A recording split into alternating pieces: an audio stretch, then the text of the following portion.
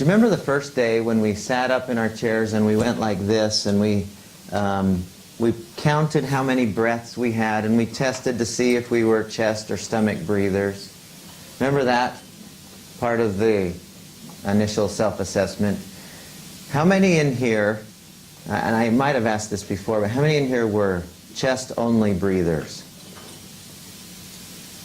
Nobody? Chest and stomach? How many were?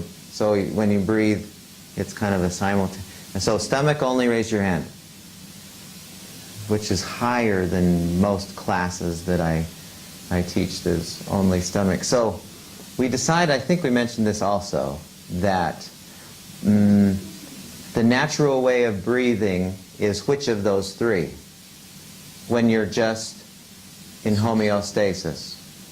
What were you going to say? What did I hear? Stomach. Yeah, if you look at a baby, stomach breathes. When you look at animals, it's just stomach. In other words, what we mean when we say stomach breathing is you inhale and the air goes down into the lower parts of our lungs. It pushes down the diaphragm, and since there's not enough room, out pops your stomach. There's not enough room for all the organs in there when the diaphragm moves down, and that's why it comes out. If you're a chest breather, what that means is you're tending to breathe with muscles that aren't initially designed for breathing but are being recruited because you're giving yourself the message that you should be trying to get more air in because you think you're in the stress mode. Okay? But that's not the normal way to breathe. But since most of us think we're still in the stress mode, though it's subconscious, we breathe, bless you, irregularly. We breathe unnecessarily. Let me just tell you a couple quick things that I think are really fascinating. Does anyone know, you guys who are in the medical world or the clinical world, what does the term capillarization mean? Does anyone know what that word means? Capillarization. Capillaries, capillarization. Does anyone know? So, what's a capillary?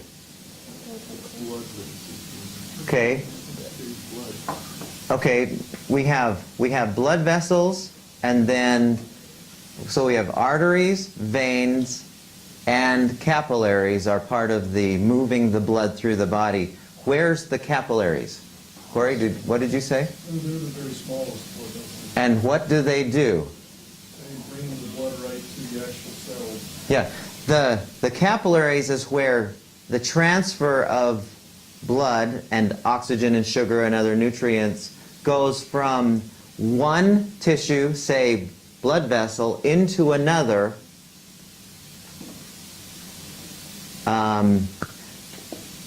to deliver that which is in the blood vessel. Or in the case of our lungs, when we breathe in, when we go,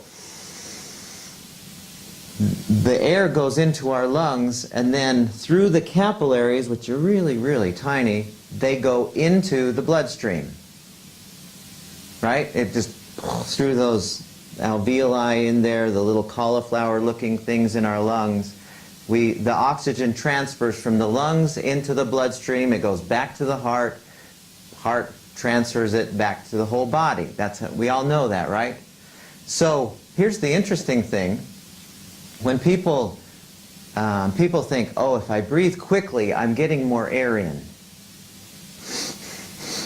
You know, I'm getting more oxygen. But interestingly, there are more capillaries in the lower parts of our lungs than in the upper parts of our lungs. There's more capillarization. In other words, when you breathe deeply, and this pops out, that's how you get more oxygen into your body than, you know, the pace of it might assist somewhat.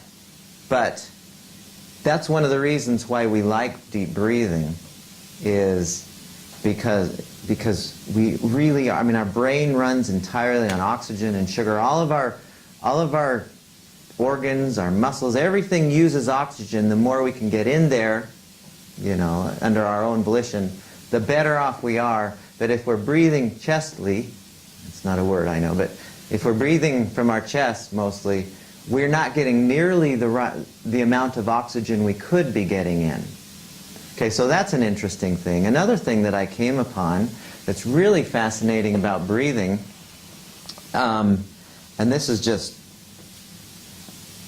an FYI kind of cool idea, but they say that we take in, with each inhalation, about 10 to the power of 22 oxygen molecules.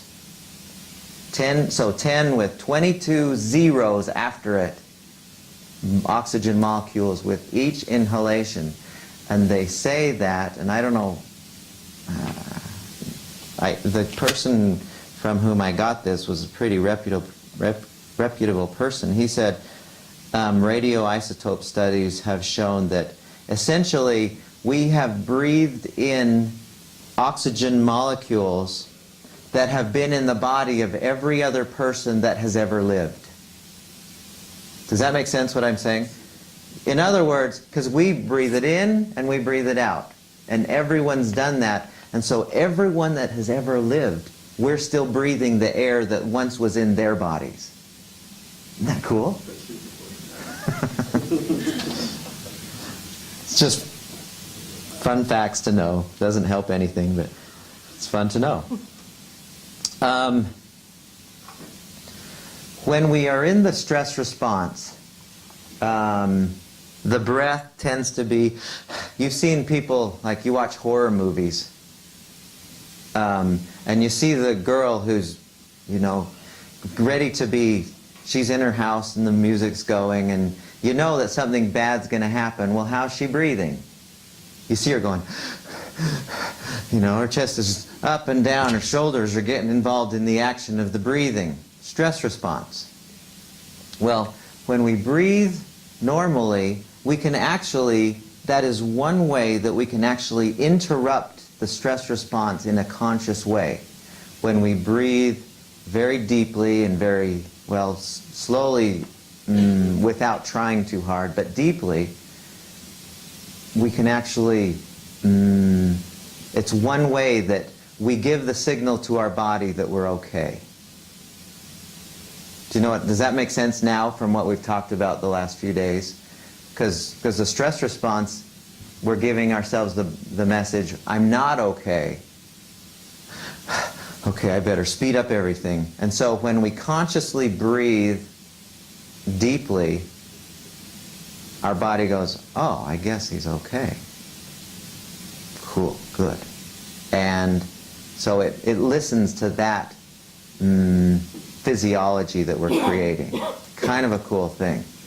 Well, in my studying different, if you go around the world and you look for all the different types of meditation that people do and relaxation exercises, almost every single one of them has some component of breathing. There's yoga poses, or there's different yoga activities that have very strange kinds of breathing that's not, you know, just, some of it's faster. I mean, if you study that at all, it's very interesting to see the different ways that people breathe. But meditation, some meditation are just a focus on breathing. We're going to do something like that here in just a minute. And so breathing is really an integral component of relaxation. And I could show you about the many different kinds, but I want to just give you one way that I want us to practice together as a class. And it's about as easy as it gets. But this is how I'd like you to follow along.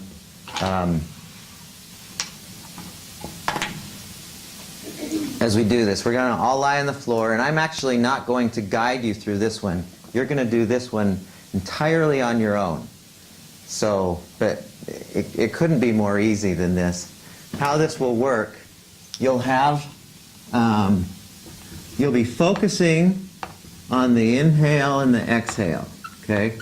So that's what's, your consciousness will be as much as you can staying on your breath, and it'll go away.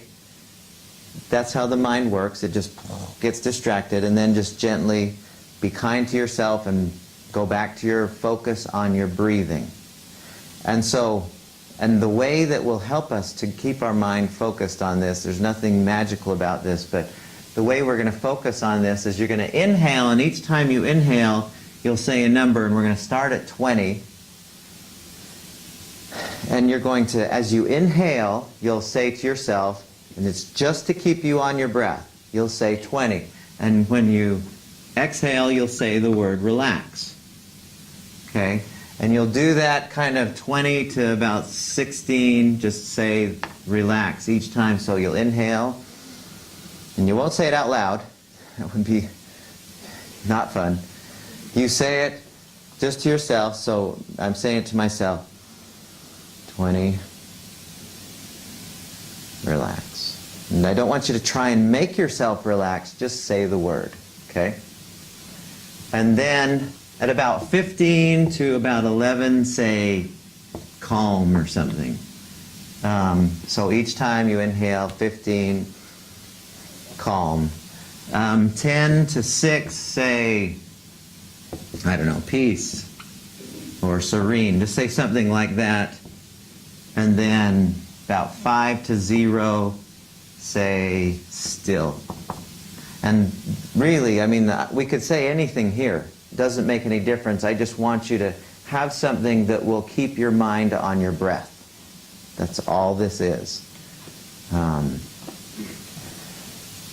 And then after you're done, because everyone will finish at a different pace, after you're done, just lie there. And if you want to fall asleep, fine. If you want to just think about an upcoming something that you need to plan for, fine. I mean, whatever you do with your mind at that point, that's fine. Just stay there lying down until we're done. And I will, at some point, I'll bring every one of us out. I'll get your attention, and then I'll slowly return us to normal consciousness